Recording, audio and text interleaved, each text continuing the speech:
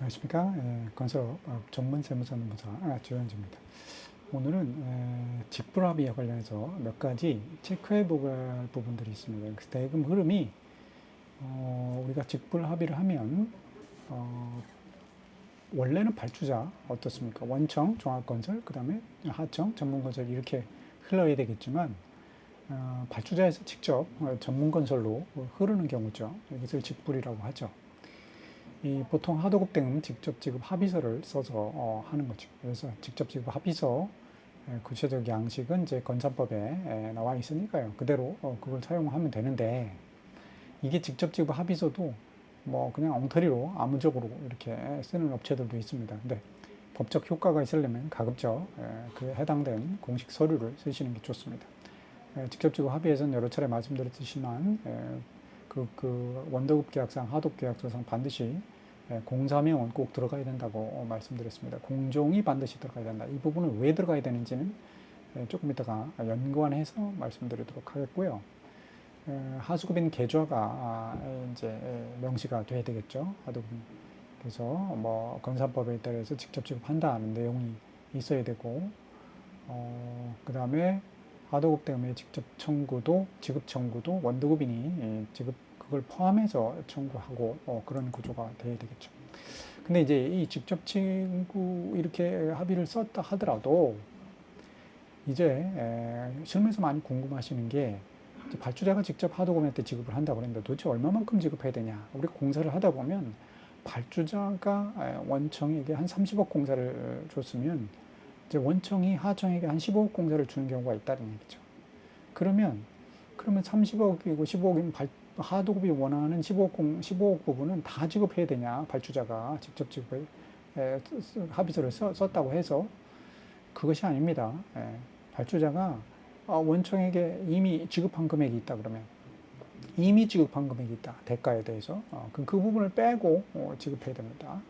그 부분을 뺀다는 것이 예를 들어서 20억을 지급을 했다. 그럼 나머지 10억만 남아있죠. 뭐 10억의 한도 내에서 하도급인은 원청에게 청구할 수 있는 거지 애초에 얘기한 15억을 다 청구할 수 있는 건 아니다. 그래서 한도가 걸려 있다는 얘기입니다.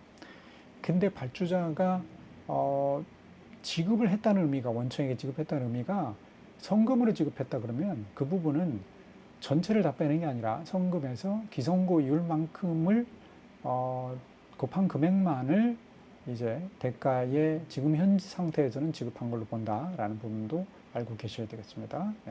이 돈을 떼었다고 원청이 도망갔다고 해서 원청에 대한 모든 채권을 다 발주자에게 이렇게 요구할 수는 없습니다. 해당된 공종 자기가 그 현장에서 한 공종에 한해서 그 대금을 청구해야지 원청에게 뭐 예전 공사, 다른 공사에 대해서 예를 들어서 뭐 받을 돈이 있다고 해서 다른 현장에서 받을 돈까지 본 현장에다가 청구해서는 안 되는 겁니다. 그렇기 때문에 직접 지급 합의서에 그 하도급 공사명을 정확하게 적게 되어 있는 거죠. 그 다음에 다수의 하수인이 있을 때는 어떻게 됩니까? 나 말고도 내가 하수인 입장이라면 나 말고도 다른 하수인이 있다 그럴 땐 무조건 일찍 가셔야 됩니다. 그래서 도달주의 얘기한다. 그래서 원청에게 빨리 액션을 취하는 자가 미수금이 남지 않는다. 이런 의미입니다. 세금계산 발행은 내가 한 공사만큼은 다 발행해야 됩니다. 못 받은 돈이 있다고 해서 세금계산 발행을 안 하면 안 되고 못 받은 돈이 있지 않도록 일단 직접 지급 합의를 했다고 하더라도 다른 하수급인도 직접 지급을 하는 경우에는 빨리 도달주의에서 액션을 취해야 된다. 다음에 발주자가 원청에게 선수금을 준 경우 그런 경우 하청은 그 공사대금 청구할 수 있는 공사대금의 범위가 줄어든다 이런 의미입니다. 성금을 줬으면 성금 곱하기 기성률만큼 아까 말씀드렸듯이만 전체 공사가 100억짜리다. 그 중에 30% 20% 진행됐다 그러면 20억을 이제 발주자가 원청에게 줘야 되는데 발주자가 이미 선수금을 30억을 줬다 그러면 물론 30억 전체가 20%인 20억을 상기하는 건 아닙니다. 30억 곱하기 20%인 6억만 상기하죠. 그러면 14억의 범위가 되는 겁니다. 만약에 하수급인이 원청에게 받을 돈이 15억이라고 하면 15억을 다 받을 수 없다는 얘기입니다. 예. 원래 원청이 받을 돈이 20억이지만 20%그 중에서 성금으로 상계된 부분이 6억이 있기 때문에 14억만 원청의 공사대금이 되기 때문에 그 범위 내 한도에서 하청이 원청에게 받을 돈인 15억을 공제한다. 15억을 청구할 수 있다. 그러면 14억의 한도 내에서 15억을 청구하니까 14억만 청구할 수 있다. 이런 얘기입니다. 그래서 1억은 어떻게 됩니까? 세금계산서는 15억을 발행했지만 1억은 미수금으로 남아서 대손 처리가 진행될 수 있다. 나중에 2년 이상의 외장 매출금이 되면 알고 계셔야 되겠죠. 이거를 자료를 보면서 계속 한번 다시 체크해 보도록 하겠습니다. 네, 추가해서 계속 대금 분쟁, 예측 불화입의와 관련된 대금 분쟁 살펴보겠습니다. 원하도급 간의 직접 지급 합의서 이렇게 쓸 수가 있죠. 그래서 원도급 계약상, 하도급 계약서상 이렇게 쓸 수 있고, 원도급의 공사명 꼭 들어가야 되고요. 하도급의 계약상에서 공사명이 꼭 들어가야 됩니다. 여기 공정명이 표시되어 있는 것은 이 하도급 대금을 직접 지급하는데 직접 지급의 한계를 나타냅니다.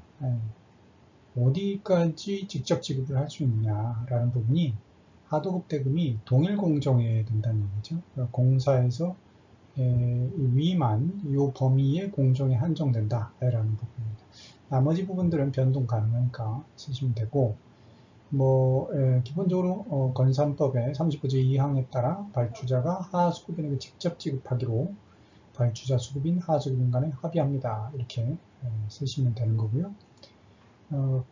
이 수급인이 기성청구할 때 하수급인 시공한 부분에 대한 내역을 구분하여 신청하고 기성청구 시 이걸 구분해서 신청을 해야 되고요. 하수급인의 한 부분 하도급 때문에 직접 청구도 분리하여 청구해야 하며 발주자는 이를 직접 하수급인에게 아래 계좌로 지급한다. 또 건산법의 조항에 따라 발주자는 수급인 하도급 계약과 관련하여 하수급이 임금, 자재대금 등의 지급을 지체한 사실을 입증할 수 있는 서류를 첨부해서 그 하도급 대금의 직접 지급은 중지를 요청을 한 경우에 이 하수급인에게 이것을 지급하지 않을 수도 있다 이런 얘기죠. 그래서 하수급인이 해당된 근로자에 대한 인건비, 자재대금을 지급을 하지 않은 것을 수급인이 원청이죠. 원청이 이 발주자에게 알려주면 이 발주자의 직접 지급 합의 이 부분이 무력화된다 이런 얘기죠. 그러니까 발주자는 수급인이 하도급 대금의 직접 지급 중지를 요청을 했으면 이와 같이 제3채권자의 압류, 가압류 등 집행보전, 국세, 지방세, 체납 등으로 직접 지급할 수 없는 사유가 발생할 때는 즉시 하수급인에게 통보해야 됩니다. 그래서 그런 사실이 발생했을 때 하수급인에게 통보까지 하도록 되어 있습니다. 자, 직접 지급과 관련해서 몇 가지 대금에 대한 분쟁들이 있습니다. 대금은 쉽게 말해서 거꾸로 흘러가면 되죠. 원래는 이 수급인이 하수급인에게 돈을 주고 하수급인이 게당 이제 그 근로자들에게 또 자재업자한테 주면 되는데 이 수급인은 발주자한테 원래 받겠죠. 근데 발주자가 수급인한테 주지 않고 발주자가 직접 하수급인에게 주는 거를 하수급 직접 지급이라고 하죠. 세금계산서는 여전히 하수급인이 수급인에게, 수급인이 발주자에게 간다고 여러 차례 말씀을 드렸습니다. 그 부분 늘 헷갈리기 쉬운 부분이니까 늘 체크를 하셔야 될 부분이고, 자, 이 직접 지급을 하는데 발주자가 있고, 여기 발주자가 있고 수급인이 있고 하수급인이 있는데 발주자가 직접 돈을 지급한다 그랬죠. 하수급인에게. 원래 세금계산서는 이렇게 하수급인이 수급인에게, 수급인이 발주자에게 발행을 합니다. 근데 발주자가 수급인에게 줄 돈이 예를 들어 10억에 불과한데 수급인이 원청이 하청에게 줄 돈이 15억이라면 어떻게 될까요? 이 15억에 대해서도 발주자가 책임을 져야 되냐 이런 부분입니다. 판례에 따라서 하도급법에서 뭐라고 얘기하고 있습니까? 원사업자에게 지급한 하도급 대금은 빼고 지급한다고 정하고 있습니다. 그래서 이미 원사업자에게 발주자가 지급한 부분은 빼고 지급합니다. 예를 들어서 이 공사대금이 이렇게 될 일은 없죠. 예를 들어서 30억이다. 원래 공사대금이. 30억인데 30억 중에서 20억을 이미 원청에게 발주자가 지급을 했어요. 그럼 남는 게 10억이죠. 그런데 이 10억이 어떻습니까? 10억이 이제 원청이 하청에게 줄 돈을 늦게 줘가지고 15억이나 남아있는 상황이에요. 10억이 15억보다 작은 경우에 이 발주자는 원래 공사 계약을 30억을 했는데 그 중에서 15억이 하도급이 간 꼴이죠. 그러면 이 상황에서도 이 15억을 발주자가 지불을 해줘야 되냐 이런 겁니다. 이미 20억을 지불했다. 이 지불 합부분, 이 부분은 빼고 직접 지급을 하는 그런 구조로 간다 이런 얘기입니다. 그래서 직접 지급 의무는 빼고 지급한다 해서 이 부분이 크다 해도 이 부분에 막 걸린다 이런 얘기입니다. 10억까지만 그 범위에 대해서 직접 의무를 부담한다 라는 부분입니다. 그래서 보통 원청이 대금을 쥐고 있는 상황에서 하청에게 대금을 지급하지 않은 부분이 큰다 하더라도 발주자는 이를 빠져나가기 위해서는 원청에게 지급하는 부분이 있으면 그 부분은 빼고 카운트를 한다. 자, 하수민이 직접 지급 청구하는 경우 하도급자가 하수민 공종에 대한 부분인데요. 이게 뭐냐면 발주자가 있고 원청이 있고 하청이 있는데 발주자가 원청에게 지불할 금액, 이 금액이 얼마가 있겠죠? 자, 원청이 하청에게 지불할 금액이 있겠습니다. 근데 그 지불할 금액의 범위 내에서 직접 지급을 한다고 했는데 지불할 금액의 범위가 있다 하더라도 예를 들어서 이게 뭐 20억을 지불해야 된다 하더라도 여기 15억을 원청이 하청에 지불하는 그런 상황에 있어서도 이 15억과 이 20억이 어떻게 해야 된다는 얘기입니까? 공종이 하수급인 공종에 대한 대금 이 부분을 발주자가 지급하였다면 하수급인은 직접 청구를 할 수 없다 이런 얘기입니다. 자, 이 무슨 얘기냐? 직접 범위는 발주자의 사업자에 대한 대금 지급 범위 내에서 해당 수급사업자가 즉 원청이 제조 수리 시공 용역 수행을 한 부분 이게 요 공종이죠. 공종을 한 부분에 상당하는 하도급 대금 요 공종이 있고 요 공종이 있을 텐데 이 공종이 이 공종 안에 포섭되어야 된다는 얘기죠. 그래서 하도급 대금에서 발주자의 기지급 내역 중 해당 수급사업자의 하도급 공사 대금을 공제한 금액이다. 해서 해당 수급사업자의 하도급 대금을 공제한 금액이다. 그래서 직접 지급은 이 공종과 이 공종이 일치성이 있어야 그 부분에 대해 직접 지급을 하수급인이 청구할 수 있다라는 겁니다. 몰두당토한 공종에 대해서 이 원청에서 하도급 받았다는 이유로 발주자에게 바로 청구할 수는 없습니다. 해당된 공사와 관련된 부분이 있어야지 딴 데 공사를 한 거 가지고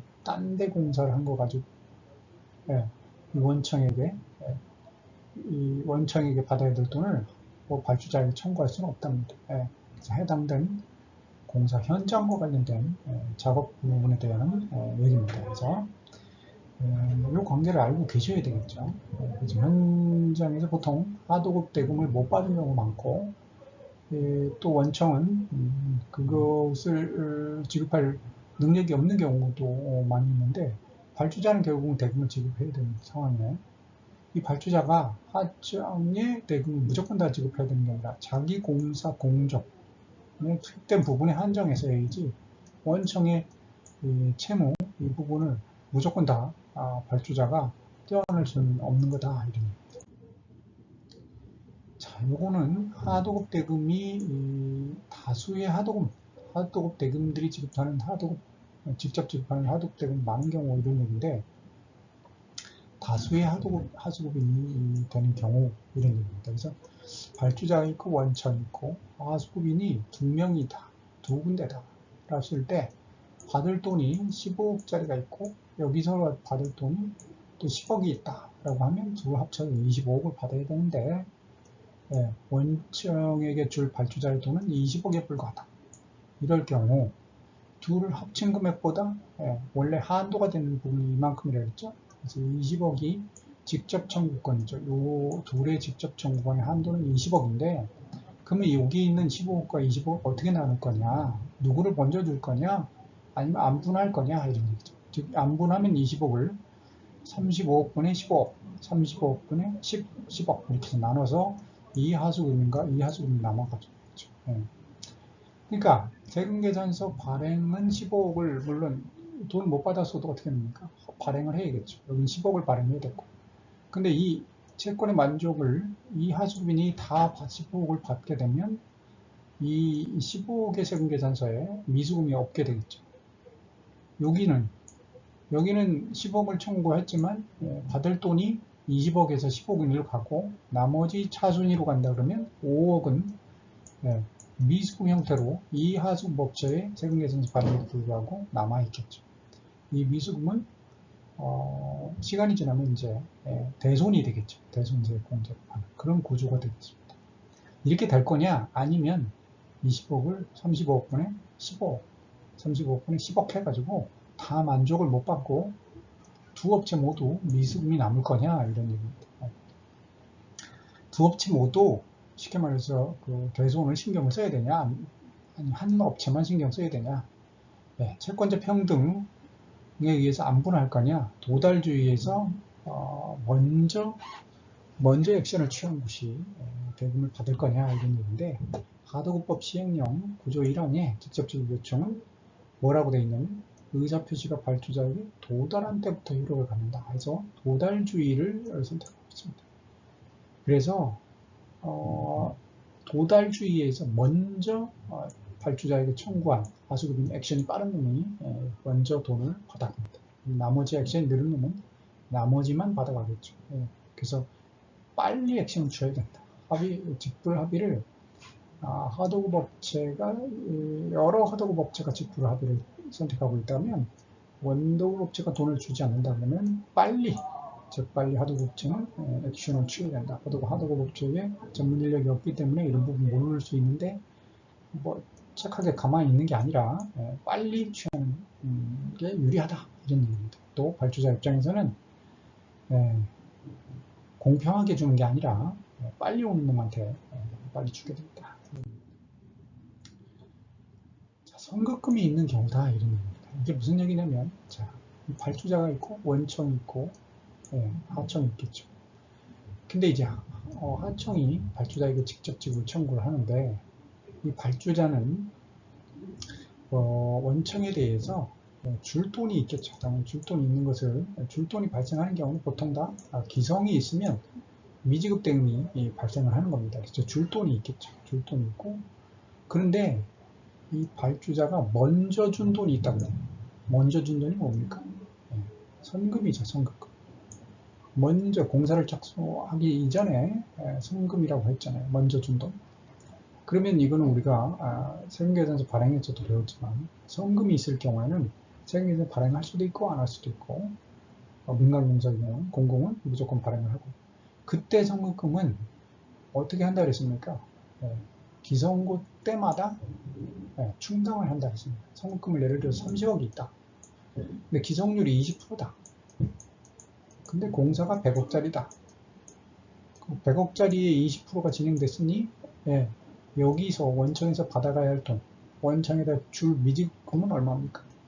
20억이죠. 20억. 20억을 받아가야 되는데 원청에다가 발주자가 이미 30억을 줬단 말이에요. 그럼 여기서 받아갈 돈이 없겠네요? 그렇게 하는 게 아니고 어떻게 합니까? 30억에 20억만 30억, 20억, 즉 6억을 선급으로 친다 이런 겁니다. 선급은 이미 줬다 이런 얘기예요. 그래서 그럼 뭡니까? 남은 줘야 할 돈은 14억에 불과합니다. 14억. 이 14억이 이 하도급 대금, 즉 이 하청이 직접 여기다가 청구할 수 있는 금액의 한계다 이런 겁니다.